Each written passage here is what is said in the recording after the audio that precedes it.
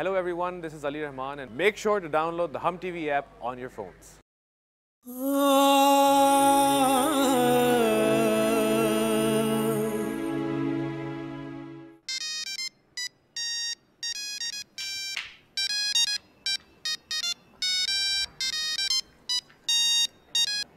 Hello hello रश्के है ना? मैं रिदा अनमोल बात कर रही हूँ। आप तो फोन कर ही लिया आपने।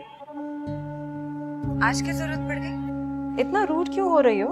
तुमने जो स्क्रिप्ट लिखी थी उसमें मैंने बहुत सी एडिटिंग की थी, बिल्कुल चेंज करके रख दिया था तुम्हारी स्क्रिप्ट को। और तुमने ही तो कहा था कि आप अपनी मर्जी से चेंजेस कर सकती। मैंने पूरा स्क्रिप्ट नए सिरे से लिखा था। कितनी खूबसूरती से आप अपने धोखे पर पर्दा डाल रहे, लेकिन मुझे आपकी किसी बात पर कोई यकीन नहीं। अच्छा तो तुम गुस्से में हो। देखो रश्के है ना, इस फील्ड में बहुत कुछ होता है, हर कोई अपने फायदे को देखता है, लिहाजा हमें पुरानी बातें भुलाकर बात करनी चाहिए। मुझे आपसे कोई बात नहीं करनी। क्यों फोन किया आपने मुझे? Okay let's come to the point now. मैं तुमसे एक और ड्रामा लिखवाना चाहती हूँ और इस बार तुम्हारी पेमेंट भी ज्यादा होगी, और वो भी एडवांस।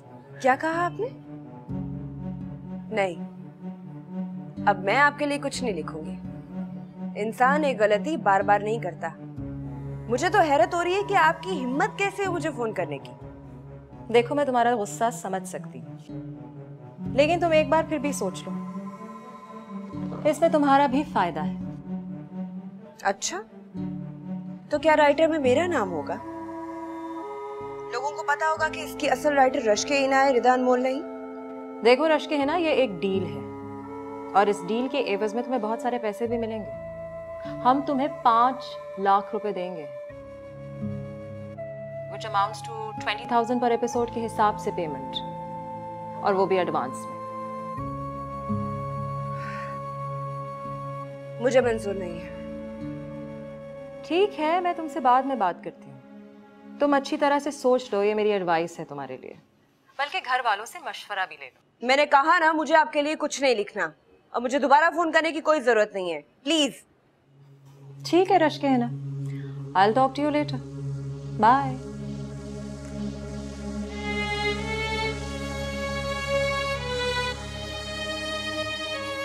कितनी खुदगर्ज और ढीठ औरत है, किसी धड़ल्ले से मुझे फोन कर लिया। कैसे कैसे लोग होते हैं। तौबा तौबा, कितनी बेहिस औरत है। हिम्मत कैसे हुई उसकी तुम्हें फोन करने की? रिटाई देखी आपा तुमने? हाँ देखो तो जरा, पहले ही इससे कितना दुख उठाया उसकी वजह से। मुझे तो बहुत ही बुरी लगती है वो। आइंदा उसका फोन उठाने की कोई जरूरत नहीं है ना अम्मा? हाँ, कह तो तुम ठीक ही रही हो।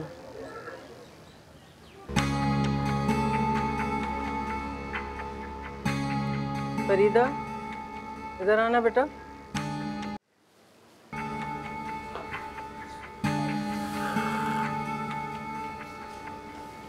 यहाँ बैठो। कितने पैसे देने का कह रही थी वो?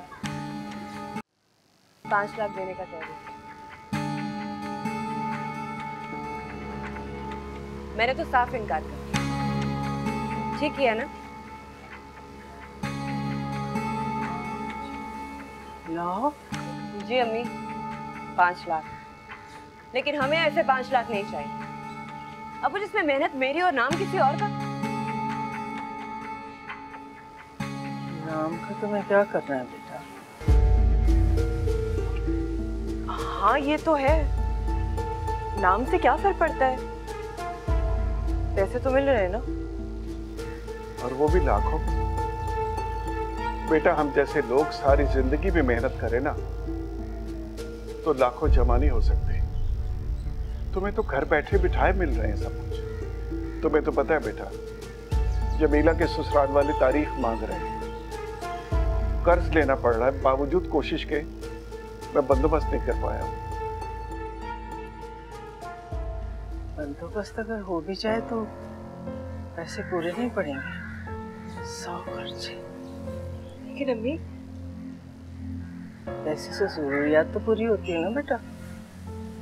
नाम ना भी हो क्या हुआ?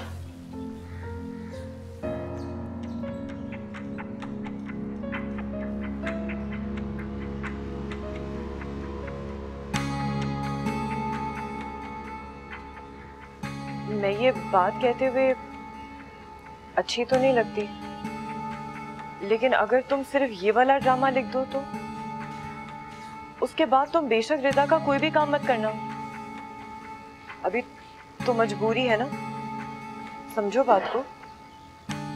मेरा दिल नहीं मानता। दिल को मनाना पड़ता है।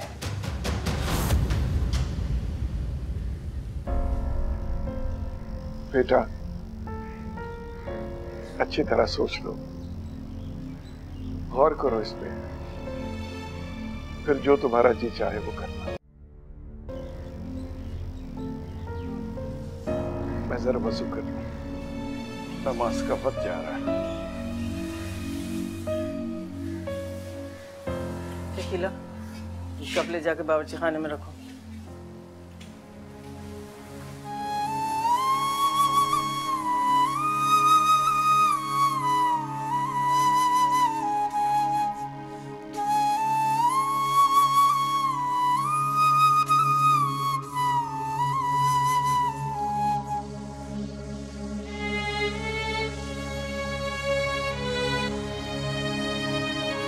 कोई समझ नहीं सकता मेरे दिल पर जो गुजरी, मेरे दिल ने कैसी अज़ियत झेली। जहां गुर्बत, तंगदस्ती और मजबूरियां हों, वहां दिल की बातें समझी ही नहीं जाती। मजबूरियों में जकड़ी जिंदगियां हमेशा गुर्बत की जंजीरों से रिहाई चाहती है। मुझे क्या करना चाहिए? दिल की सुनूं या दिमाग की?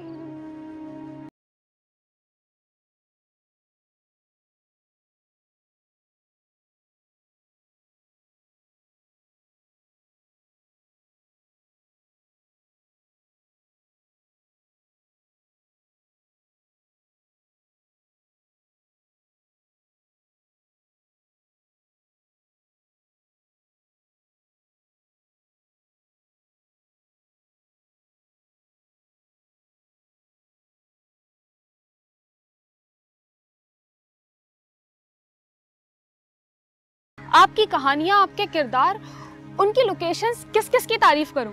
खास तौर पर आप जिस तरह के हीरोज दिखाती हैं, वाह वाह क्या कहने हैं। लगता ही नहीं आपने कुछ अरसे पहले लिखना शुरू किया। बस आप इसी तरह लिखती रहिए और हमें अच्छी अच्छी कहानियां पढ़ने को देती रहिए। देखो जरा तुम्हारे नॉवेल्स की तारीफ में कितने सारे खत शाया हो रहे। कहाँ खोई हुई हो? सुन रही हूँ। मैं तो कहती हूँ तुम इस नॉवेल पर पूरा ड्रामा लिख दो, बड़ा जबरदस्त ड्रामा बनेगा। क्या हुआ? पहले तो बहुत एक्साइटेड होती थी ऐसी बातों पर। पहले की बात और थी। क्यों सोचती हो ऐसा?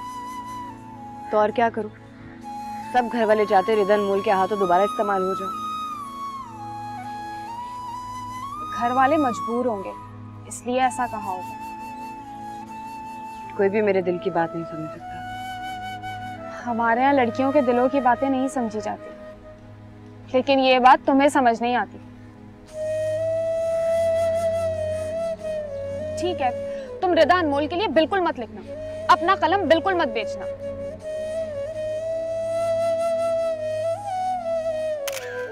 आपको ये ड्रामा लिखने में कितना अरसा लगा? तकरीबन 2 महीने। आप इनकलाबी मौज़ूआत पे भी लिखेंगी? इस बारे में मैं कुछ कह नहीं सकती। मेरे जहन में आइडियाज आते हैं अचानक और फिर मैं उन पे वर्क करती हूँ। आपका ड्रामा सुपरहिट जा रहा है, आप इसका क्रेडिट किसको देंगी? कुछ क्रेडिट तो मैं खुद लूंगी और कुछ अपने हस्बैंड सिकंदर को दूंगी। इसके अलावा डायरेक्टर और एक्टर्स ने भी बहुत अच्छा काम किया। इस फील्ड में अच्छे और बुरे दोनों किस्म के लोग हैं। आपने कभी किसी से धोखा खाया? नहीं। इसकी वजह यह है कि मैं अपनी आंखें खुली रखती हूँ और मेरा नहीं ख्याल कि आज के दौर में किसी को कोई धोखा दे सकता है, और हमारी फील्ड में बहुत प्रोफेशनल लोग हैं। अच्छा ये बताइए कि आप नए लिखने वालों को क्या कहेंगे? नए राइटर्स को? जी। नए राइटर्स आते ही पैसों की डिमांड करते हैं। लालच से कोई ऊपर नहीं जा सकता। तो मेरी नसीहत यही होगी कि मादा परस्ती के बजाय अगर अपने काम पे ध्यान दे तो ज्यादा बेहतर होगा। ठीक कहा आपने।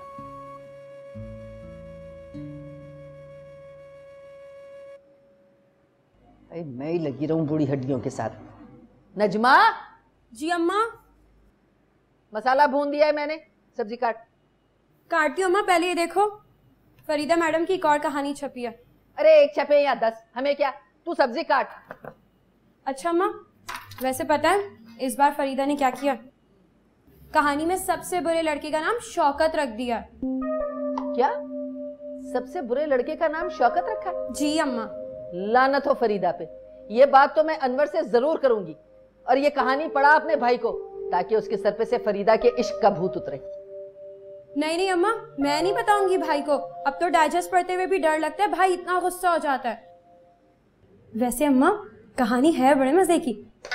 दफा कर इस कहानी को, चल सब्जी काट जल्दी, जुड़ी रहती है हर वक्त नावलों से, चल। अच्छा अम्मा।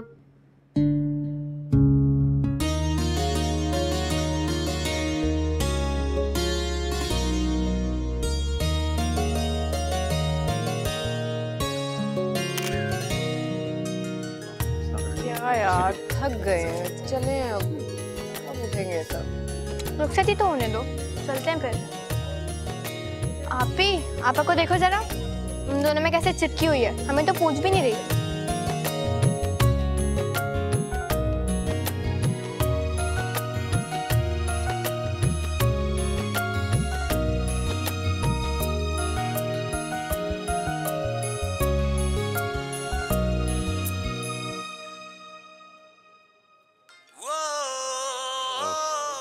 बोर तो नहीं हो रही तुम? मुझे तो यकीन नहीं हो रहा कि आज यहाँ पर मशहूर राइटर रश्के हिना तशरीफ लाई नहीं है। तंज करने की जरूरत नहीं है। अरे मैं तंज नहीं कर रहा, मैं तो रश्क कर रहा हूँ। अच्छा, पहले तो मेरा मजाक उड़ाते थे, अब रश्क कर रहे हो? अच्छा छोड़ें। शौकत भाई, मैंने सुना है कि फुप्पो आपके लिए लड़कियां ढूंढ रही हैं, यानी हम जल्द आपकी शादी में भी आएंगे। जब तक फरीदा की शादी नहीं होगी तब तक मैं भी नहीं करूँगा।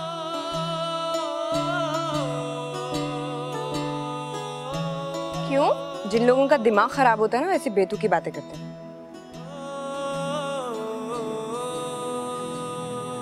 मैं राइटर तो हूं नहीं जो अफसानी बातें करूं,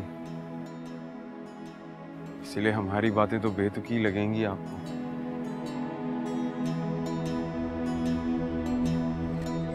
फरीदा, इधर आओ ना। चल शकीला, जमीला बुला रही है। अगर उन्हें तस्वीरें ले लेते। हाँ?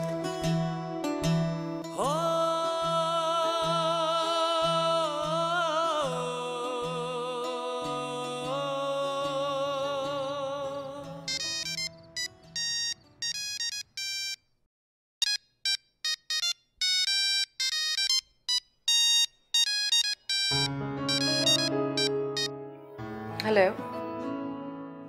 मैंने यकीनन आपको डिस्टर्ब किया होगा, है ना? जी नहीं। नहीं? रियली? जी जी। सुनकर खुशी हुई। आपकी कहानी का दूसरा एपिसोड पढ़ा मैंने। अभी तक उसी के ट्रांस में हूं मैं।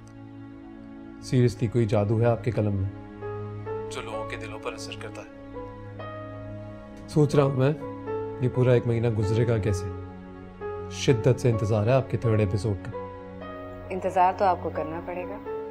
क्या आप आगे की थोड़ी कहानी बता नहीं सकती मुझे? हाँ, फिर आपको कहानी पढ़ने में मजा नहीं आएगा। ओके, मुझे लगा शायद मुझे कोई फेवर मिल जाएगा। आप मेरे फैन हैं, मैं तो आपके फैन नहीं हूँ ना। अच्छा एक बात बताएं, आप टेलीविजन के लिए क्यों नहीं लिखती? Because I'm sure आप जो भी ड्रामा सीरियल लिखेंगी ना, सुपर हिट जाएगा वो।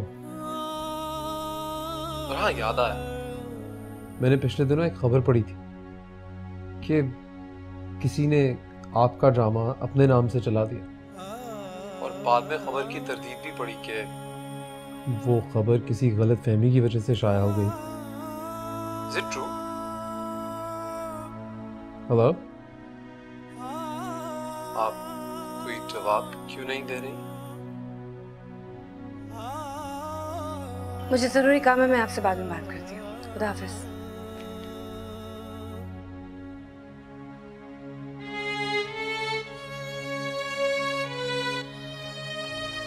मैं तुम्हारे लिए भी चाय लेकर आई हूँ। मुझे चाय नहीं पीनी, रात को नींद नहीं आती। तो तुम कौन सा रात में सोती हो, पी लो। दिल नहीं चाह रहा। अच्छा आप ही, तुमने वो रिदा अनमोल के नए वाले ड्रामे के बारे में कुछ सोचा? कुछ नहीं सोचा। आप ही, तुम्हें तो पता है ना कि अम्मी और अब्बू आपा की शादी की वजह से कितने परेशान हैं।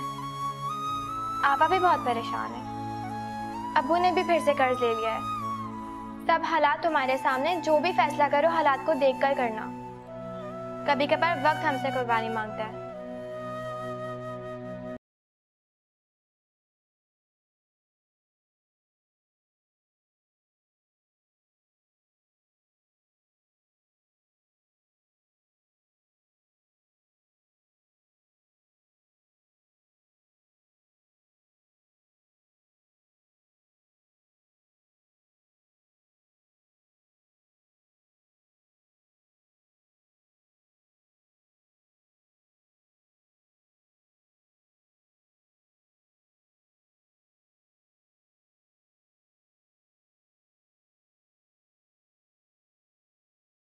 मुझे यहाँ तुम्हारे पास बैठना अच्छा लगता है।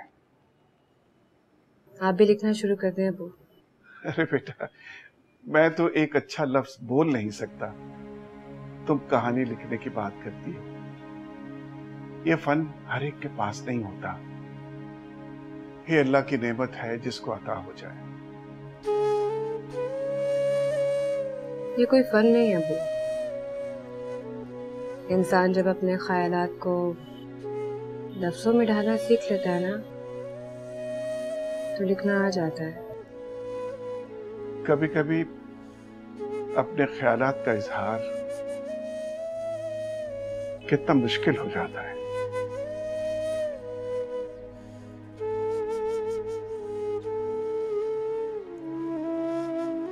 ठीक कह रहे हैं आप। कभी कभी बहुत मुश्किल होता है।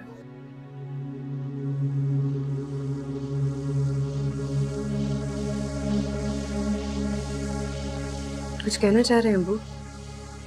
नहीं, हाँ बेटा, एक गुजारिश थी। मैं जानता हूं कि तुम पे क्या गुजरी होगी जब तुम्हारा लिखा हुआ ड्रामा किसी और के नाम से चला और तुम कुछ न कर सकी। बस बेटा, यही दुनिया का उसूल है। जरूरतमंद की जरूरतों से फायदा उठाना हर शख्स अपना फर्ज समझता है। तुम समझ रही हो ना बेटा? जी बेटा, इंसान को जिस चीज की कमी हो वही उसके लिए अहम होती है। रिदा अनमोल के नजदीक नेक नामी अहम होगी क्योंकि उसके पास पैसे की कमी नहीं है, मगर हमारी जरूरतें मुख्तलिफ हैं बेटा। अब अगर हम कमजोर पड़ेंगे तो लोग तो हमारी जरूरतों का फायदा उठाएंगे ना। बेटा, शायद हर बार ऐसा ना हो, लेकिन इस वक्त हमें पैसों की शदीद जरूरत है। कर्जा अगर मिल भी जाए तो हमारी जरूरतों की फहरिस्त बहुत लंबी है।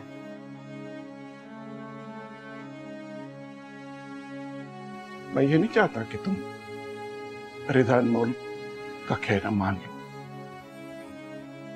लेकिन जो भी फैसला करो उसमें अपने घर के हालात सामने जरूर रखना। ठीक है, जैसा आप बेहतर समझते हैं। खुश रहो बेटा।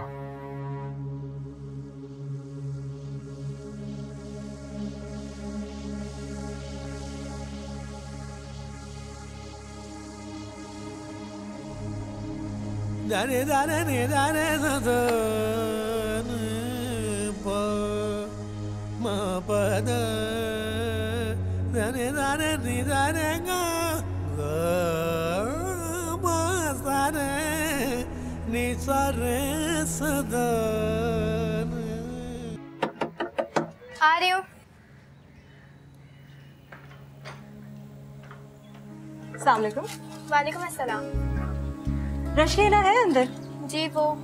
अरे आप। वालेकुम सलाम, आइए ना आइए। रशीला है अंदर? हाँ हाँ फरीदा है, आइए। ये लीजिएगा। अजहर आइए प्लीज। ये अरे इतना तकल्लुफ, ये क्यों? इसमें तकल्लुफ की क्या बात है? रश्के हिना हमारी बहुत खास राइटर है, बस इसे कहाँ रखवाना है? फरहान, फरहान इधर आ बेटा। जी। ये बेटा रखवा देना अंदर। अस्सलाम वालेकुम। वालेकुम सलाम। हम आपने ऐसा तकल्लुफ किया। आइए ना, आइए अंदर आइए।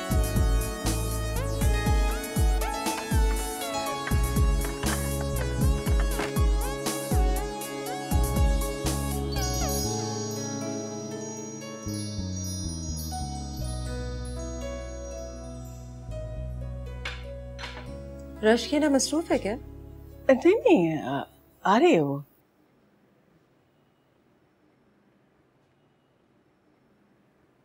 अस्सलाम वालेकुम। हाय, हाउ आर यू? ठीक हूँ। आज कैसे आना हुआ? रश्किया इस फील्ड में लोग म्यूचुअल इंटरेस्ट के बेसिस पे काम करते हैं, आगे बढ़ते हैं, पैसा कमाते हैं। तुम समझ रही हो ना मैं क्या कह रही हूँ? काम की बात करें। पेमेंट के बारे में तो मैंने तुम्हें बता ही दिया था। एपिसोड्स भेजने से पहले तुम्हें एडवांस में पेमेंट हो जाएगी। तुम लिखोगी ना हमारे लिए? जी जी जरूर लिखेगी, हमने तो इससे पहले ही कह दिया था, ये आपके लिए जरूर लिखेगी। लेकिन इस बार एडवांस मेरी मर्जी का होगा। हाँ बोलो, कितना एडवांस लोगी? 2 लाख। 2 लाख एडवांस? जी 2 लाख एडवांस। ठीक है, पहले मुझे 1 लाइनर दे देना, फिर मैं तुम्हें एडवांस भिजवा दूंगी। चेक कैश हो जाएगा तो 1 लाइनर भिजवा दूंगी। ओके, लेकिन एपिसोड्स बहुत जबरदस्त होने चाहिए। कोशिश करूंगी। पहले की तरह दिल से और खुशी से नहीं लिख पाऊंगी, लेकिन थोड़ा वक्त चाहिए होगा मुझे। It's fine, take your time. जब एपिसोड्स लिख लो तो मुझे बता देना, मैं ड्राइवर को भिजवा दूंगी। जी। जल्दबाजी की कोई जरूरत नहीं है। वैसे भी राइटर का माइंड जितना रिलैक्स्ड हो उतना बेहतर होता है ना? मैं फिर तुम्हें चेक भिजवा देती हूँ। अच्छा मैं चलती हूँ। अरे शरबत तो आपने पिया ही नहीं जी, थैंक यू। दैट्स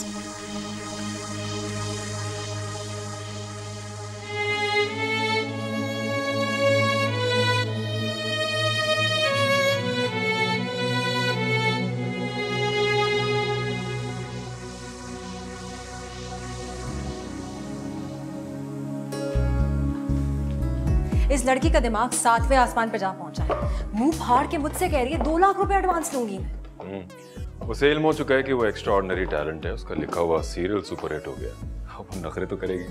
दिन तो करा था खरी खरी सुनाऊं, उसकी हैसियत उसे याद दिला दूं, पर क्या करूं, खामोश होना पड़ा मुझे। अच्छा किया, अभी हमें अपना टेम्पर कंट्रोल करना होगा। लेकिन 2 लाख रुपए कोई मामूली रकम थोड़ी है कि यूं ही उसके हाथ में रख दूं। हैसियत 2 टके की है और मांगने चली है 2 लाख एडवांस। ऐसा करो कि कुछ दिन सब्र करो। अभी 2 लाख रुपए हाथ में पकड़ाओगी ना तो उसका मुंह मजीद खुल जाएगा। थोड़ा तड़पाओ उसे, एकदम पैसे नहीं मिलेंगे तो पैसे की कदर आ जाएगी। तुम ठीक कह रहे हो। मैं भी कुछ दिन वेट करने के बाद ही चेक भिजवाऊंगी उसे। गुड। फातिमा प्लीज कमरे में आना।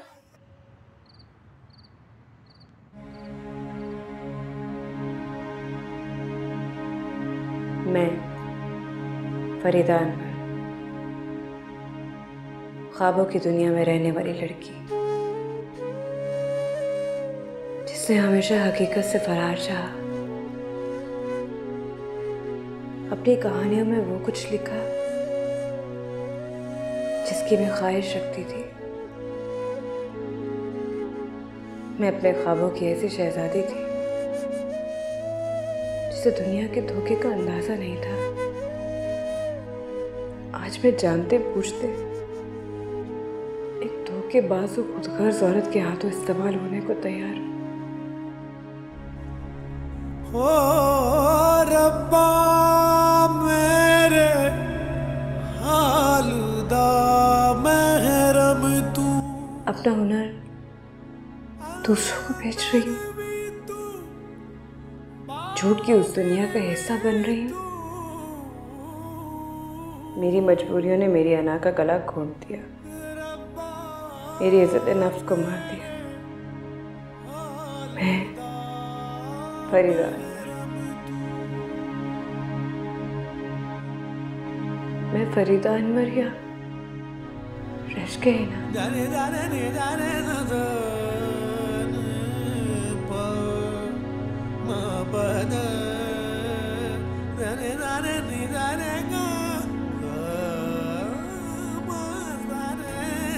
जो अपने कल्म को अपना सब कुछ कहती थी, जो कल्म की हुर्मत और ताकत का एहसास रखती थी,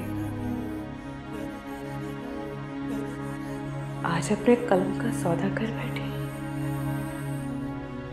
मुझे अपने आप से नफरत महसूस हो रही है।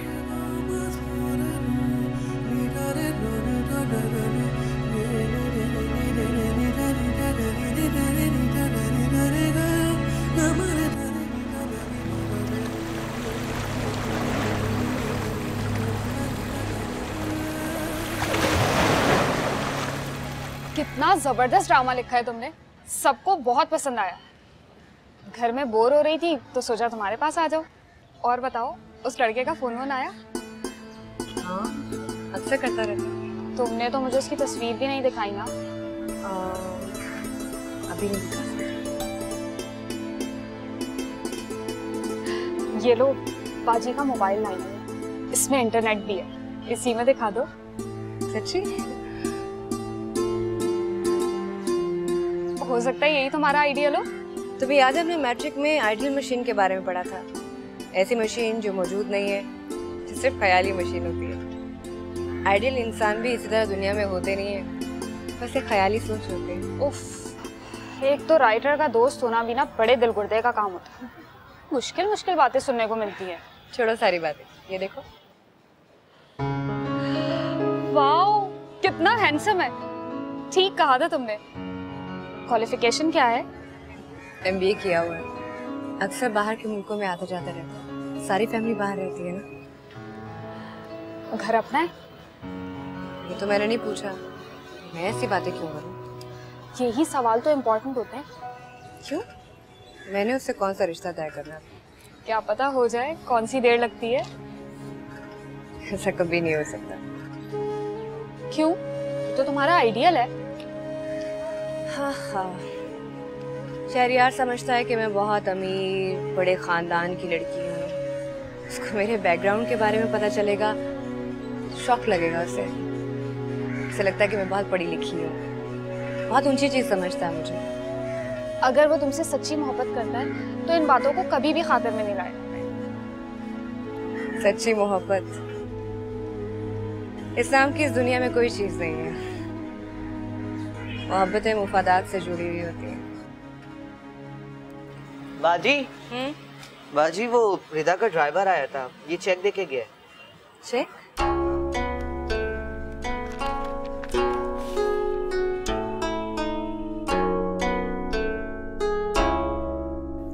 आपके नॉवल ने तो मुझे मेस्मराइज कर दिया। आप इतना अच्छा कैसे लिख लेती हैं?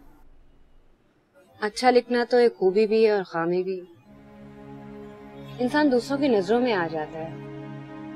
कुछ लोग तो आप जैसे फैन बन जाते हैं और कुछ लोग इस हुनर का नाजायज फायदा उठाने की कोशिश करते हैं। कभी कभी बहुत मुश्किल बातें भी करती हैं जो मेरी समझ में नहीं आती, बस मैं सिंपल सा बंदा हूँ। मुश्किल कहानियां पढ़ लेते हैं आप, मुश्किल बातें नहीं समझ सकते। देखिए, मैं सिर्फ आपकी कहानियां पढ़ता और सिंपल सा बंदा हूँ, इसीलिए कह रहा हूँ।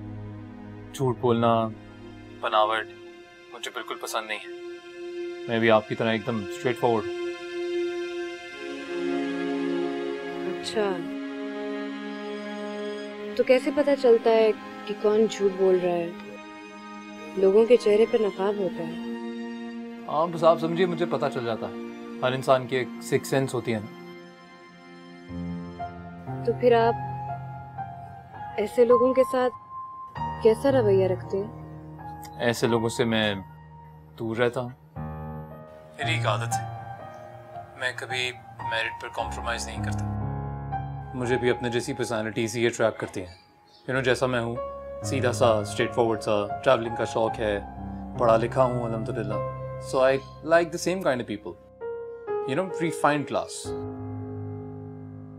और अगर मैं कम पढ़ी लिखी आम सी कहानियां लिखने वाली राइटर होती, पेरिस, ग्रीस, इजिप्ट, इनकी बजाय गली मोहल्लों की कहानियां लिखती तो? तेरा I'm sure मैं आपकी कहानियां कभी पढ़ता ही नहीं। पर आप ऐसा क्यों पूछ रही हैं? बस ऐसे ही। मैं फोन रखती हूँ।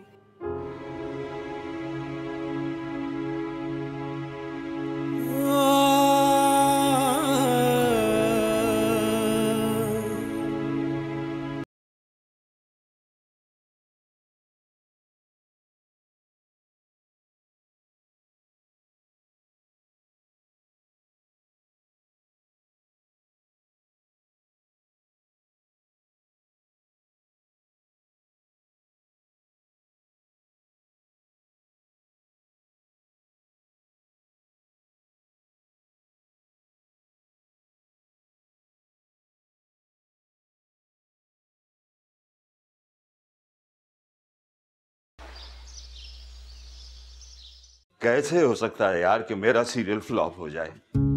ये नामुमकिन है।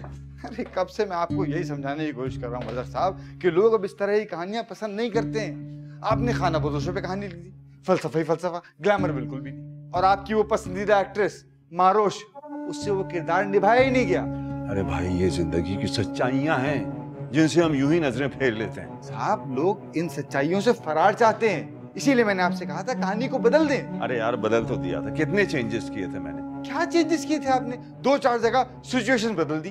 जमाना बदल चुका है मदर साहब। जी हाँ, जमाना बदल गया, इसीलिए लोग आईना नहीं देखना चाहते, खुद फरेबी में जीना चाहते हैं, शॉर्टकट इस्तेमाल करना चाहते हैं। इसीलिए तो माशरे में बिगाड़ पैदा हो रहा है। देखिए साहब, मेरी आप सिर्फ इतनी गुजारिश है कि अगला सीरियल जो आप लिख रहे हैं उसमें इन बातों का ख्याल रखिएगा। फलसफा जरा कम, ग्लैमर पैदा करें, कैरेक्टर्स को ग्लैमरस बनाएं। जी हाँ, ये तो वही हुआ ना कि पेट में रोटी नहीं, लेकिन चेहरे पर मेकअप जरूर। देखिए, मैं आपको साफ साफ बता रहा हूँ, अगर आप कमर्शियल सीरियल नहीं लिख सकते तो माफी चाहता हूँ मदर साहब, मैं आपके साथ काम नहीं करना चाहता। क्या तुम्हारा तो नाम बना ही मेरे सीरियल्स डायरेक्ट करके, इसके अलावा तुम्हारे क्रेडिट पर है क्या? और आज आपको कमर्शियलिज्म याद आ रहा है? तो और जमाना था मजहर हयात साहब। बस अब मैं आपसे बहस नहीं करना चाहता। ठीक, अब वो वक्त आ गया कि लोग मजहर हयात को डिक्टेशंस देते हैं।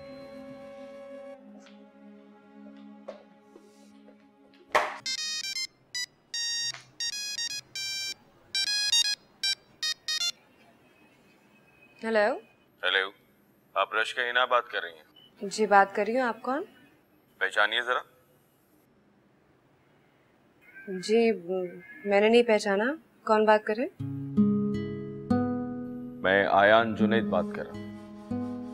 ओह, आयान जुनैद। एक बार आपसे आपका नंबर लिया था।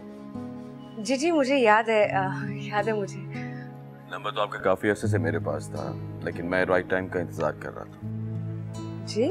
शायद आपको मालूम हो कि मैं एक्टर होने के साथ साथ एक प्रोड्यूसर भी हूँ, और अशकीना मैं आपसे अपना नेक्स्ट स्क्रिप्ट लिखवाना चाहता हूँ। जी? जी हाँ, मैं आपसे अपने नए ड्रामे का स्क्रिप्ट लिखवाना चाहता हूँ। क्या आप सीरियस हैं? 100%। मैं जानता हूँ रश्कीना कि सीरियल ख्वाब और जुगनू आपने लिखा है। मैं आपके डायलॉग, स्टोरी लाइन और स्क्रिप्ट से बहुत मुतासिर हुआ हूँ, और मैं ये भी जानता हूँ कि रिदा एक गोस्ट राइटर है, लेकिन ऐसा होता है हमारी इंडस्ट्री में, लोग किसी और से स्क्रिप्ट लिखवा कर अपना नाम दे देते हैं। लेकिन मैंने ऐसा कभी नहीं सोचा था कि मेरे साथ ऐसे धोखा होगा। Yes, I can understand. लेकिन मैंने सुना है कि आप उसके लिए फिर स्क्रिप्ट लिख रही हैं। आप उसके साथ फिर काम क्यों कर रही हैं? जी मेरी बस कुछ मजबूरियां हैं। मेरी बहन की शादी होने वाली है, इसलिए मैंने हामी भर दी, वरना मैं तो उसकी शक्ल भी नहीं देखना चाहती। आप तो समझ सकते हैं ना, अगर इंसान मजबूर हो तो वो काम भी कर लेता है जिसके लिए उसका दिल ना माने। मैंने भी इसलिए हाँ कर दी है। और फिर रिदा इस ड्रामे के मुझे ज्यादा पैसे दे रही है तो मैं समझ सकता हूँ रिच कहे ना, लेकिन आपको रिदा के साथ काम करने की कोई जरूरत नहीं है। वैसे बाय द वे आपको कितना पे कर रही है और कितने एपिसोड लिखे हैं आपने उसके लिए? उन्होंने मुझे 20,000 पर एपिसोड देने को कहा है। अभी तक मैंने 3 एपिसोड देखे हैं लेकिन दिए नहीं है। रिच कहे ना, मैं आपको 30,000 पर एपिसोड दूंगा। आप वो एपिसोड मुझे भिजवा दीजिए। 30,000? जी हाँ। अच्छा, मगर रिदा ने तो मुझे चेक भी भिजवा दिया है। तो क्या हुआ, अभी आपने जमा तो नहीं कराया? नहीं, वो बैंक की 2 दिन छुट्टी थी तो सोचा कल जाऊंगी। तो ठीक है, चेक आप उसे वापस करते हैं। कितने का चेक दिया उसने आपको? 2 लाख का।